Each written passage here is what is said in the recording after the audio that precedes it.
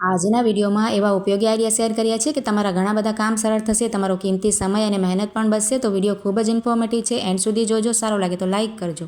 તો જુઓ, હવે આ રીતના ટી શર્ટ કે શર્ટ આવે છે ને તેની ઉપર આ રીતના સ્ટીકર લાગેલા હોય છે અને લખેલું પણ હોય છે.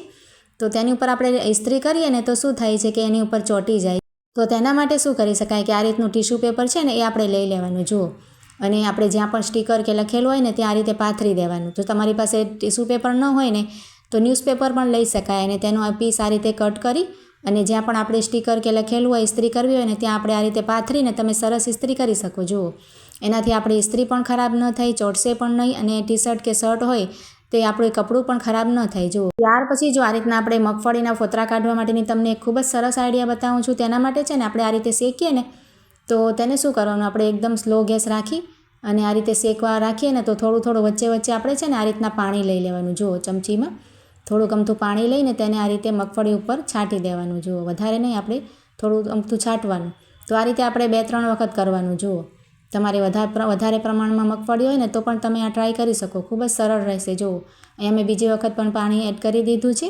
તો આનાથી શું ફાયદો થશે કે મગફળીના દાણા ખૂબ જ સરળતાથી અને જલ્દી નીકળી જશે અને એકદમ સરસ રીતે શેકાશે. જુઓ, આ રીતે જુઓ, હજી તો આપણે અહીંયા શેકીએ છીએ અને તેની છાલ છે ને ઉતારવા માંડી છે. તો આ રીતે થઈ જાય ને પછી આપણે ગેસ ઓફ કરી દઈશું અને તેને નીચે ઉતારીને આ રીતે પ્લેટમાં લઈ લઈશું. અને હવે તમે એને કરશો ને આ રીતે, જુઓ, હાથથી આપણે આમ કરશું ને તો બધી જ છાલ છે ને ખૂબ જ સરળતાથી નીકળી જશે.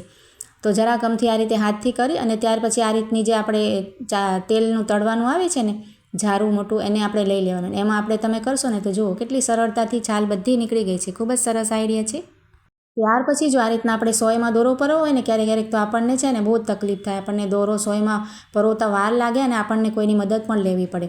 તો આજે હું તમને ખૂબ જ સરસ દોરો પરવવા માટેની આઈડિયા બતાવું છું. જો આપણે કોઈ પણ વસ્તુ લેવાની જરૂર નહીં પડે, આપણે જે પણ દોરો પરવવો હોય ને તેને આ રીતે હથેળીમાં રાખવાનું. જો આ રીતે મેં બ્લેક કે ગ્રીન કલરનો લીધો છે એટલે આપણને સરસ દેખાય. જુઓ, અને ત્યાર પછી આ રીતે હથેળીમાં રાખી અને આપણે જે સોયનો નાકો હોય ને પાછળનો તેને દોરા ઉપર રાખી અને આ રીતે રબ કરવાનું. જો, એટલે કે ઘસવાનું હળવા હાથે આ રીતે કરવાનું. તો ઓટોમેટિક જે દોરો છે ને સોયમાં આવી જશે, સોયના હોલમાં આવી જશે. જો, તો જુઓ, એકદમ સરસ આઈડિયા છે. તમે જોઈ શકો છો કે મેં જરાક અમથું ઘસ્યું છે ને તો આ રીતે સોયમાં દોરો આવી ગયો છે. તમને બીજી વખત પણ નજીકથી બતાવું છું.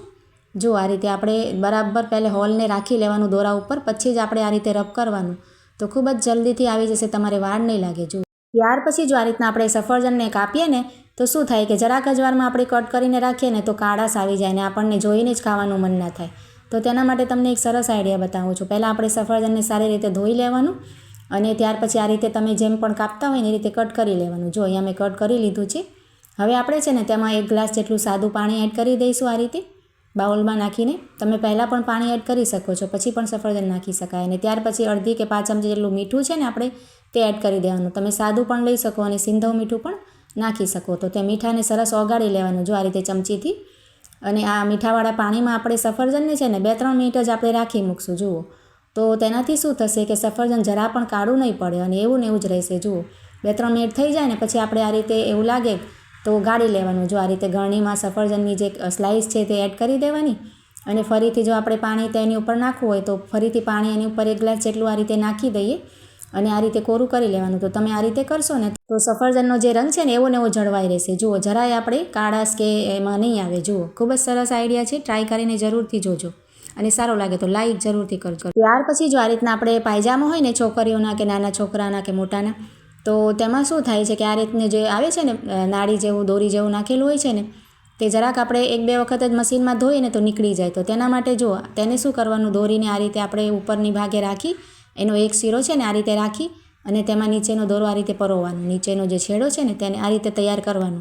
અને એ જ રીતે બીજી બાજુ પણ હોય છે ને છેડો, તેને પણ આ રીતે પહેલાં રાઉન્ડ આ રીતે ગોળ વાળી લેવાનું અને તેનો નીચેનો શીરો અંદરથી આપણે જે રાઉન્ડ રેડી કર્યો છે ને તૈયાર કર્યો છે ને તેમાંથી આપણે કાઢવાનું. જો, આ રીતે બંને બાજુ તમે તૈયાર કરી લેજો.